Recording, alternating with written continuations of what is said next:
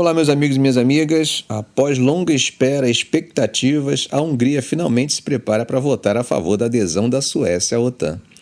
Esse movimento acaba encerrando meses de limbo e negociações diplomáticas, quase 2 anos após a Suécia, que tem sido historicamente um país neutro, solicitar sua entrada na Aliança Militar Ocidental. A votação prevista para ocorrer em Budapeste hoje, segunda-feira, entre 15 e 17 horas, segue o encontro de sexta-feira entre o primeiro-ministro sueco Ulf Kristersson e seu homólogo húngaro Viktor Orbán. Numa demonstração de solidariedade, afirmaram estar preparados para morrer um pelo outro, pondo de lado suas diferenças.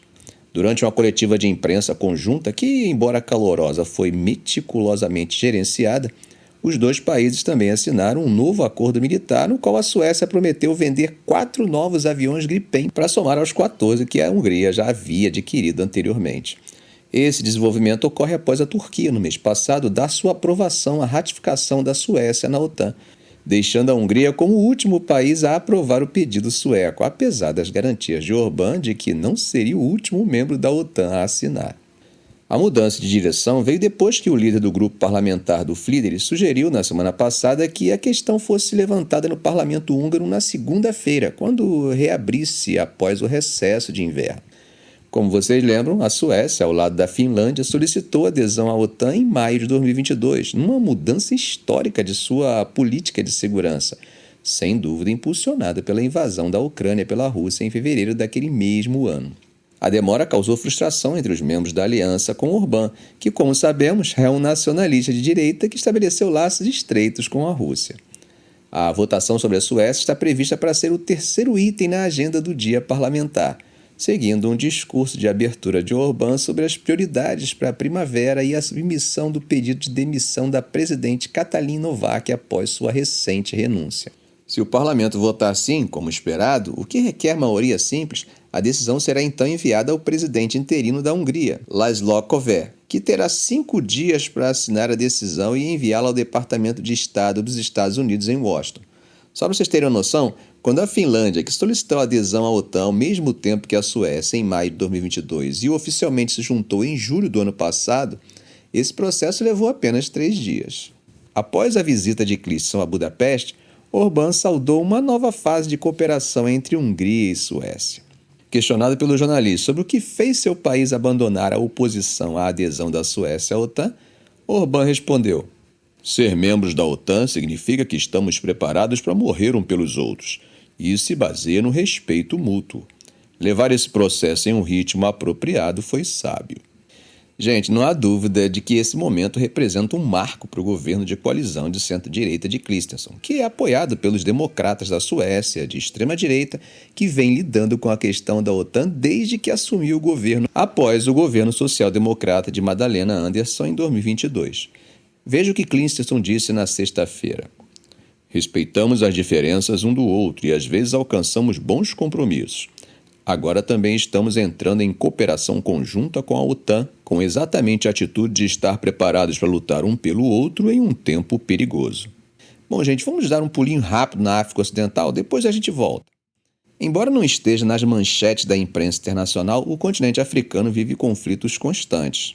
Hoje falamos sobre um trágico evento em Burkina Faso, onde ao menos 15 pessoas foram mortas e outras 2 feridas durante um ataque terrorista a uma igreja católica em plena missa dominical, o que é um reflexo agudo das tensões e da violência que tem assolado a região do Sahel nos últimos anos.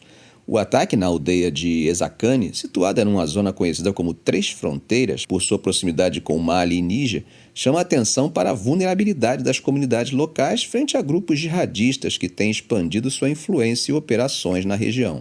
A denúncia feita pelo vigário-geral da Diocese de Dori, Jean-Pierre Saudogo, fala sobre a dor e o desespero de uma comunidade que grita por paz e segurança em meio a um ciclo contínuo de morte e de isolação que parece interminável.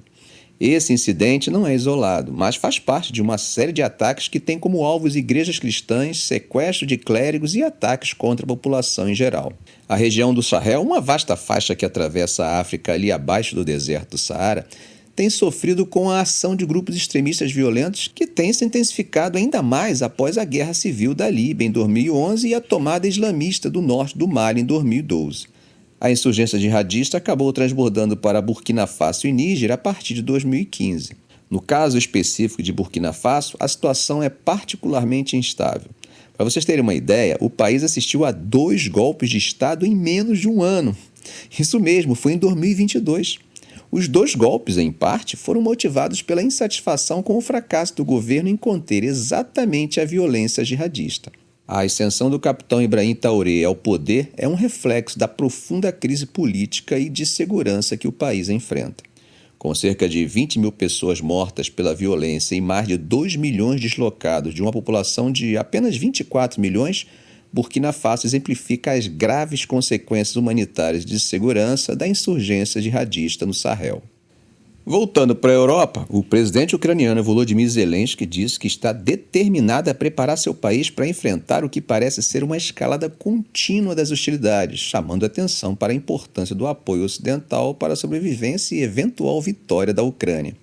Os desenvolvimentos recentes, como a captura da cidade de Avdiivka pela Rússia, não apenas alteram o equilíbrio estratégico no terreno, mas também servem como uma demonstração clara de que está em andamento um avanço russo, o que claramente é usado por Zelensky para ilustrar a necessidade urgente de uma resposta coordenada e eficaz por parte da Ucrânia e de seus aliados. Nesse contexto, a determinação de Zelensky em seguir um plano específico, a ênfase na importância das rotações de tropas e a preparação das forças de reserva são indicativos de uma abordagem pragmática para tentar enfrentar esses desafios urgentes. O suporte internacional, especialmente na forma de assistência militar e financeira, é, sem dúvida, a única forma de sobrevida da defesa ucraniana e, dentro dessa perspectiva ocidental, a única forma de garantir estabilidade regional diante de um conflito que tem implicações de longo alcance e que acreditam pode ir além das fronteiras ucranianas. Segundo Zelensky enfatizou, a Ucrânia tem um plano claro para contrapor as forças russas, mas manteve os detalhes sob sigilo, que, segundo ele, é para evitar comprometer sua estratégia. Essa declaração surge num momento crítico após uma contraofensiva ucraniana altamente divulgada no ano passado, que, apesar dos esforços, não conseguiu romper as sólidas linhas defensivas russas. A recente substituição do chefe das Forças Armadas ucranianas faz parte de uma reestruturação militar que ele prefere manter em segredo. Enquanto isso, mais um ataque russo atinge o território ucraniano. Dessa vez, o bombardeio foi sobre a cidade de Kostiantynivka, que fica no Oblast de Donetsk. Claro que não importa quem tenha feito ou qual dos 2 lados seja responsável pelo bombardeio. Os civis são as principais vítimas inocentes dessa guerra. O bombardeio atingiu em cheio a estação ferroviária de Kostiantynivka, no coração da região de Donetsk, que é localizada a 30 km de Bakhmut e ao norte de Avdiivka. A estação, que ainda estava operacional e abrigava um ponto de ajuda humanitária, agora é um monte de escombros. No plano diplomático, Zelensky expressa a esperança de realizar uma cúpula na Suíça nessa primavera para discutir a visão de paz da Ucrânia com seus aliados, antes de apresentá-la à Rússia. Essa iniciativa destaca a busca contínua por soluções diplomáticas, mesmo diante de um cenário de guerra extremamente desolador. Do outro lado, a declaração do ministro da Defesa da Rússia, afirmando que suas forças conquistaram posições mais vantajosas perto de Avdiivka e Donetsk, após ordens de Putin para avançar ainda mais na Ucrânia, sinaliza a persistência do conflito e a complexidade dos esforços para alcançar a paz. Já segundo as autoridades ucranianas, a retirada deles de Lastochkine é uma manobra estratégica que tem como objetivo reorganizar suas defesas para conter o avanço russo em direção ao oeste. Essa movimentação é importante, principalmente se consideramos o fato de que Lastochkine está a apenas 2 km a oeste de Avdiivka, uma localidade que a Ucrânia já havia abandonado anteriormente esse mês. Vejam que retirada e abandono é o que afirmam os ucranianos, enquanto os russos usam os verbos tomar ou conquistar. Isso serve para pensarmos em como as informações em guerra precisam ser recebidas com cuidado. O fato mesmo é que as localidades agora estão sob controle russo. Se isso for resultado de uma estratégia ucraniana de retirada ou de sua incapacidade de manter a posição, são informações que não podemos verificar por enquanto. Logo, tanto uma informação quanto a outra podem fazer parte apenas da guerra híbrida. A declaração de Dmytro Likovy, porta-voz militar, diz que há uma tentativa de impedir que as forças inimigas avancem mais para o oeste, sinalizando uma fase de recalibração tática das forças ucranianas na região. E isso demonstra a dinâmica fluida do campo de batalha, onde as linhas de frente e as estratégias estão em constante adaptação às circunstâncias em mudança. A posição do presidente Volodymyr Zelensky, reiterando a importância da unidade entre a Ucrânia e seus aliados ocidentais, reflete que, além da necessidade contínua de apoio militar, os ucranianos precisam também de suporte político e econômico. A menção às dificuldades enfrentadas pelas forças ucranianas, incluindo a falta de armas e munições, destaca os desafios logísticos e operacionais que a Ucrânia enfrenta enquanto busca sustentar sua resistência.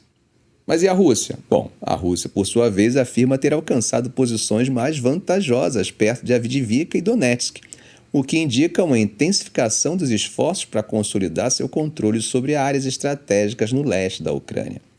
Essa afirmação russa também serve para projetar uma imagem de progresso e sucesso em suas operações militares na região, parte de uma retórica mais ampla que busca justificar e legitimar suas ações no conflito. Perceberam como a visão sobre o mesmo fato é totalmente diferente de um e do outro?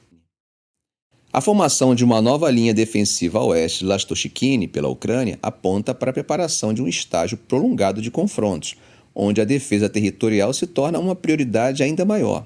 Isso demonstra a complexidade do conflito, mostrando que a consolidação de uma defesa pela Ucrânia e, em contraposição, uma sólida defesa do terreno conquistado pela Rússia vai marcando uma situação de nova consolidação geográfica da Ucrânia, que dificilmente poderá ser restaurada. Mas tudo pode mudar e a situação pode escalar ainda mais. Digo isso pelo fato de que, recentemente, o primeiro-ministro eslovaco, Robert Fico, apontou para uma possível nova fase de apoio internacional à Ucrânia. Fico mencionou que alguns membros da OTAN e da União Europeia estão considerando enviar tropas para a Ucrânia em uma base bilateral, embora não tenha fornecido detalhes específicos. Essa informação foi divulgada em um contexto de preparação para uma reunião de líderes europeus em Paris, a qual Fico comparecerá.